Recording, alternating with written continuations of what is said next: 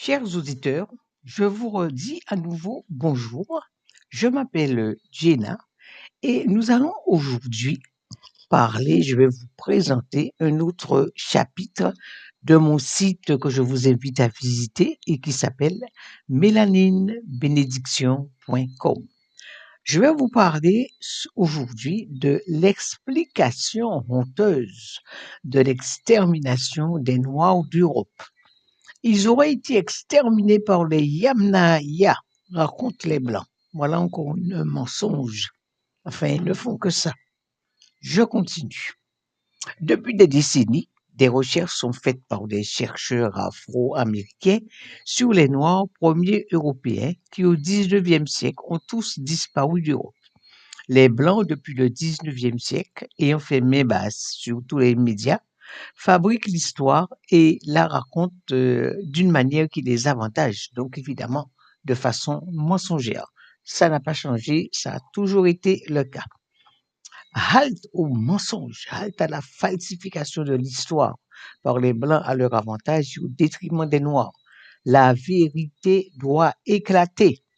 Il y a deux histoires, l'histoire officielle, menteuse, qu'on enseigne dans les universités et dans les écoles, puis l'histoire secrète, cachée, où sont les véritables causes des événements, une histoire honteuse. C'est ce que disait Honoré de Balzac, qui était un écrivain français. Je continue les citations. Qui contrôle les médias contrôle les consciences.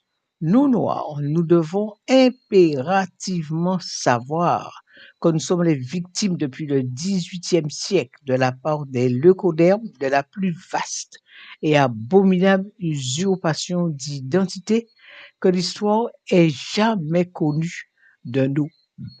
Rois, reines, saints et personnages célèbres. Nous sommes aussi les victimes de la plus grande et monstrueuse falsification de l'histoire jamais réalisée. Les Ducodermes ont réalisé ce travail diabolique de maquillage et de crime à l'aide de leur société secrète mondialement présente. Alors, je vous invite à aller sur le chapitre. Les Noirs étaient les premiers Européens 12 indices et Rois Noirs en Europe. Je vous invite à aller visiter ces chapitres. Le maniement du passé est un instrument de pouvoir. Le vainqueur pour légitimer ses conquêtes, l'oppresseur pour justifier sa violence, altère, maquille le passé de leurs victimes. Alors cette citation est de Simone Veil dans le livre L'action politique de Saint-Cernin. Autre citation. De penser que cette race d'hommes noirs, aujourd'hui notre esclave, est l'objet de nos mépris, et c'est là même à laquelle nous devons nos arts, nos sciences et jusqu'à l'usage de la parole. D'imaginer que c'est au milieu des peuples qui se disent les plus amis de la liberté et de l'humanité que l'on a sanctionné le plus barbare des esclavages et mis en problème si les hommes noirs ont une intelligence de l'espèce des hommes blancs. Alors, citation du comte de Volney dans son livre Voyage en Égypte et en Syrie en 1783. Autre citation. Tant que le lion n'aura pas ses propres historiens, les histoires de chasse seront toujours à la gloire du chasseur. Ça, c'est un proverbe africain. La connaissance de son passé, de sa culture, ne sont-ils pas les premières formes de résistance à l'exploitation et à l'oppression, n'est-ce pas? Nous, les mélanodermes, ne devons jamais prendre pour des vérités l'histoire et les faits racontés par les leucodermes, qui sont les blancs. Ceux-ci ont toujours fabriqué l'histoire à leur avantage, en construisant des mensonges pour se donner la prééminence et en mettant sur un plan d'infériorité les autres races, surtout noires. Nous devons nous interroger sur ce qui est raconté, faire des recherches afin de faire ressortir la vérité. Ce n'est pas toujours évident, mais dans tous les cas, nous ne devons jamais prendre ce qu'ils racontent pour parole d'évangile. Nous connaissons trop bien leurs instincts d'égocentrisme, de prédation. De ce fait, restons méfiants et vigilants. Ici, alors le titre, Je le rappelle, c'est explication honteuse de l'extermination des Noirs d'Europe. Ils auraient été exterminés par les Yamnaya, racontent les Blancs. Vous avez ici des photos de reconstitution de Yamnaya. Qu'est-ce que vous constatez? Que c'est effectivement un peuple qui a la peau blanche, mais regardez bien les cheveux sont noirs, les yeux sont noirs, ce qui est un signe de présence de mélanine dans les cheveux et dans les yeux. Parce que cette couleur foncée d'huile de cheveux est due à la présence de mélanine. Or, la mélanine, c'est un pigment qui relève de la race noire. En toutes les trois images reconstituées, ils ont tous les cheveux noirs et les cheveux noirs et les yeux noirs. Alors, donc, observez ces trois images de Yamnaya, cheveux et yeux marron noirs. Ce sont les signes de présence de mélanine dans les cheveux et les yeux. La mélanine est un pigment qui relève de la race noire. Manifestement, les Yamnaya, identiques aux Européens actuels, avaient des ancêtres noirs. Parce que pour avoir des cheveux marrons à noirs et des yeux marrons à noirs, donc de la mélanine, il faut avoir des ancêtres noirs. Halte au mensonge, halte à la falsification. Oui, j'ai déjà lu ça. Hein. Alors maintenant, on va rentrer dans l'histoire. Hein. Alors, depuis des décennies, des recherches sont faites par des chercheurs afro-américains sur les Noirs premiers européens qui, au 19e siècle, ont tous disparu d'Europe. Les Blancs, depuis le 19e siècle, ayant fait main basse sur tous les médias, fabriquent l'histoire et la racontent d'une manière qui les avantage, comme toujours, donc de façon mensongère à travers leurs sociétés secrètes mondialement présentes. Ils refusent d'avouer que ce sont eux qui, avec l'instauration des guerres, il y a eu la guerre de religion, la guerre de 30 ans, les guerres de religion, la guerre de 30 ans, les guerres civiles anglaises et les exécutions sommaires, hein, puis l'envoi en esclavage en Amérique du Nord des Noirs d'Europe. Ce sont eux qui ont tout mis en œuvre pour nous éliminer de cette Europe que nous avons construite dans ces arts.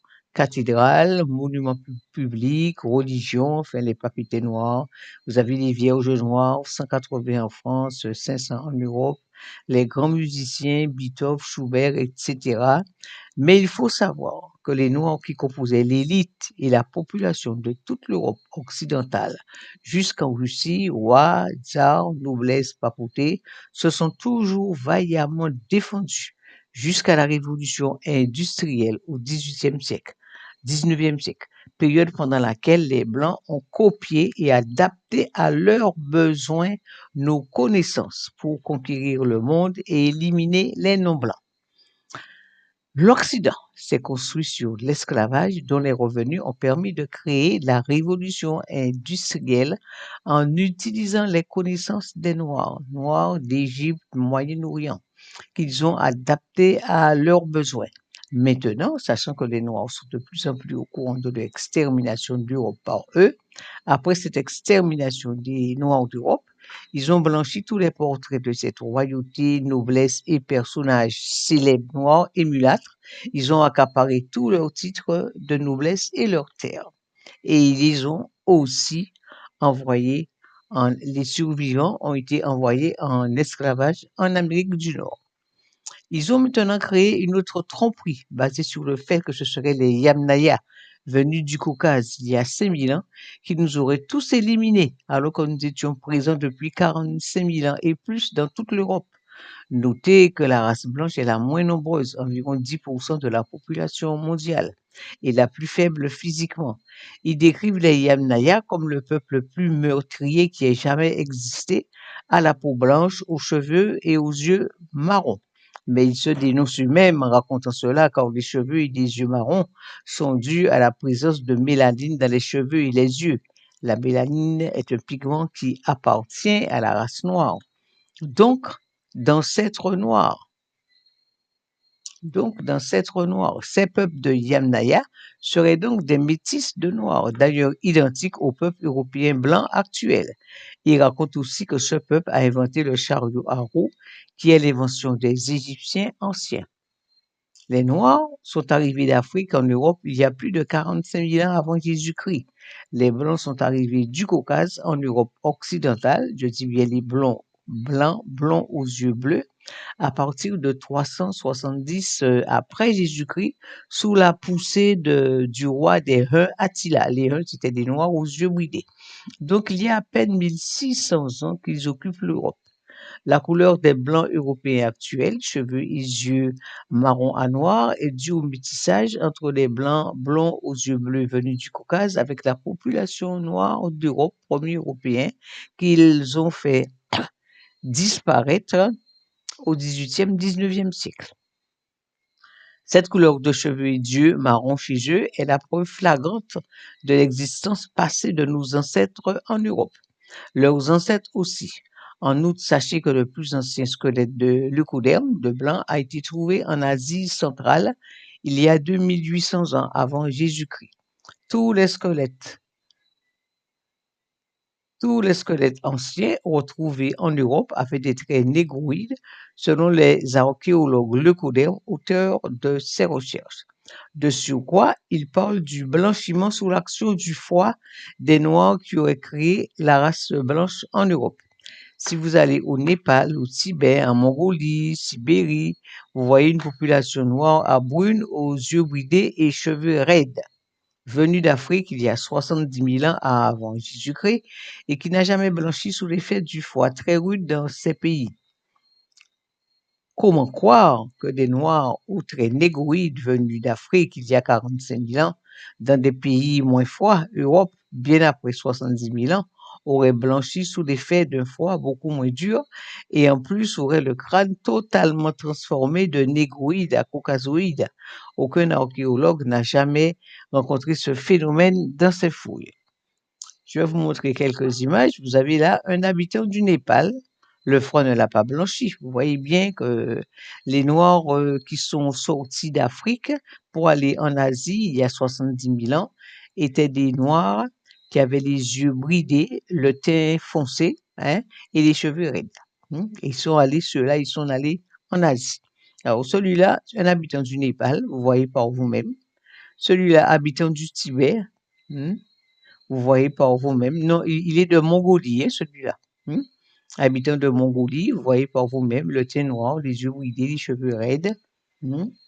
Tous les leucodermes européens actuels ont les cheveux et les yeux marron à noir. Le blond est en voie d'extinction, signe de présence de mélanine dans les cheveux et les yeux, donc d'ancêtre noir. C'est le dominant noir avec lequel ils naissent tous. C'est la preuve flagrante de l'existence passée de nos ancêtres en Europe, aussi leurs ancêtres qui n'ont pas hésité à éliminer pour les dépouiller. Ne cherchez pas plus loin, la preuve est là, et elle est formelle. Soyons donc vigilants et méfiants sur ce que les Blancs racontent. Ne croyez jamais de prime abord ce qu'ils disent, car ils refont toujours l'histoire à leur avantage sans jamais reconnaître leurs crimes. Alors, je vais traiter les Noirs d'Europe. Se sont-ils défendus à travers les siècles des attaques des leucodermes? Quand vous regardez les portraits des derniers rois de France, je cite Louis XVI, Louis XVIII, Charles X, qui datent de 1792 à 1830. La reine d'Angleterre, Charlotte, épouse du roi Georges III, même période. Le roi d'Angleterre, Georges III lui-même, ainsi que les personnalités de l'époque des 18-19e siècles. Exemple musiciens célèbres tels que Beethoven, Schubert. Vous retrouvez ce type négroïde par les yeux dilatés, le nez épaté, les lèvres lippues, les cheveux crêpés. Les Noirs et les mulattes étaient donc très présents en Europe à cette époque. Alors, cette présence n'est-elle pas une preuve de résistance, la combativité et la résilience des Noirs auxquels les Blancs, à travers les siècles, depuis 1066, faisaient des guerres incessantes afin de les renverser et prendre le pouvoir de leurs mains. Plus de 250 guerres recensées en Europe. Les plus connues de ces guerres étaient les guerres de religion de 1562 à 1598, qui dans la réalité étaient des guerres de race, qui avait pour seul but segmenter la population blanche et noire afin de concurrencer la religion officielle du catholicisme, qui était celle de l'élite noire et du peuple. Les papes de cette époque étaient noirs. À cet effet, en Grande-Bretagne, ils ont créé la religion anglicane. En Allemagne, ils ont créé les religions protestantes dont les leaders étaient John Calvin et Martin Luther. Il y a eu aussi la guerre de 30 ans, de 1618 à 1648, qui a déchiré toute l'Europe. Les guerres civiles anglaises, 1088 à 1685, celle de 1649 eut lieu suite à la décapitation du roi d'Angleterre noir, Charles Ier. Les Noirs et les mulâtres, dont l'élite était les royalistes et les hommes nobles, ne se laissaient pas faire et ont toujours combattu vaillamment dans tous les pays d'Europe jusqu'à la Révolution. Alors vous avez ici, voilà Beethoven, le grand compositeur mondialement connu Beethoven, qui était autrichien, hein. Alors, vous voyez bien son type, hein. Ses yeux dilatés, son nez épaté, son teint noir, ses cheveux visiblement sont défrisés. Il y avait un véritable racisme quand même en Europe contre les Noirs à cette époque. Vous avez Marie de Médicis, vous voyez ses cheveux quand même crépés, son visage visiblement a été blanchi parce que il blanchissait des portraits des Noirs pour les faire passer pour blancs. Là, vous avez la reine Marie-Antoinette. Regardez bien ses cheveux. Ses cheveux, ce sont des cheveux crépus. On vous dit que c'est une perruque parce qu'ils ont saisi tous les médias. Ce sont eux seuls qui ont le droit de parler pour les médias, pour raconter ce qu'ils veulent, pour raconter tous les mensonges qu'ils veulent.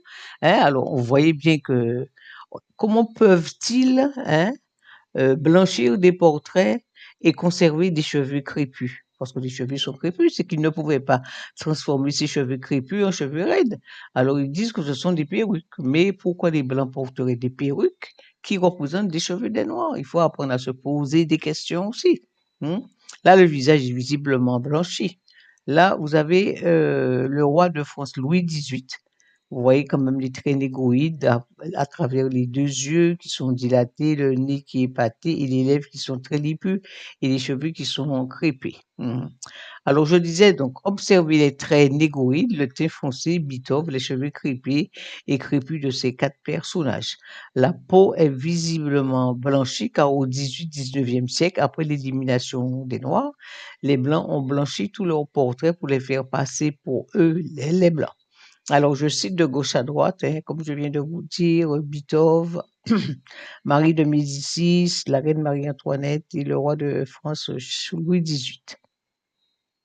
La montée de l'Europe, le commerce, était avant tout financé par la traite négrière transatlantique qui à son tour finançait la révolution industrielle européenne. Avant la révolution industrielle en Europe, tous les progrès technologiques découlaient du croissant de la connaissance qui était l'Égypte, le Moyen-Orient, l'Asie du Sud-Est, principalement l'Inde et la Chine. Ce sont les inventions et les technologies issus de ces anciennes cultures noires que les leucodermes d'Europe ont été en mesure de copier, d'adapter à leurs besoins et d'utiliser pour poursuivre leur expansion. Les plus importantes de ces inventions et technologies pour les Européens leucodermes étaient la poudre à canon, le salpêtre, inventé par les prêtres égyptiens qui l'utilisaient dans leurs rituels, le fusil, le moteur à vapeur, le moulin à vent, le moulin à eau. Je vous invite à voir le chapitre Invention des armes dans le site que j'ai fait à votre intention, mélaninebénédiction.com. Je continue. Alors, grâce aux revenus tirés du commerce des esclaves et de la révolution industrielle qui a eu lieu de 1760 à 1840 environ, et qui s'est construite cette révolution industrielle sur les revenus de l'esclavage. Les Européens leucodermes ont été en mesure donc de lancer une course à l'armement qui a permis de développer et de fabriquer des armes encore plus perfectionnées. Avec ces nouvelles armes qu'ils ont développées, les leucodermes d'Europe ont été en mesure de conquérir la plus grande partie du monde, puis d'absorber et de concentrer toutes les connaissances du monde entre leurs mains. Je rappelle que les leucodèmes n'ont pas d'histoire qui leur soit propre, à part l'invasion, le meurtre, le pillage, exactions exercées grâce aux armes à feu et accompagnées d'insensibilité, d'agressivité, de barbarie, de violence la plus inouïe, très caractéristique d'une race dépourvue de l'élément civilisateur dans son cerveau, qui est la mélanine, dont nous verrons l'explication dans ce site. Je vous invite à visiter le chapitre Être noir, la mélanine, une bénédiction. Nous constatons que les deux moteurs sur lesquels le monde occidental et sa soi-disant évolution reposent sont la violence et l'argent. L'argent lui-même s'est construit avec la violence tant physique que psychologique. Or, la violence est le trait caractéristique des leucodermes exprimé à travers la barbarie, sentiment dominé par l'insensibilité et qui révèle chez le leucoderme la carence en neuromélanine, ce pigment présent dans le cerveau de l'homme noir et qui fait de lui un être civilisé.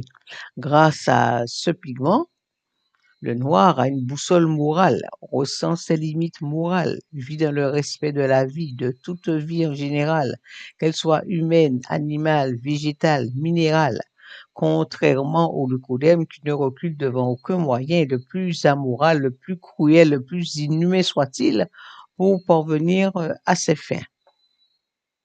Voilà, je vous remercie de m'avoir écouté. Voilà.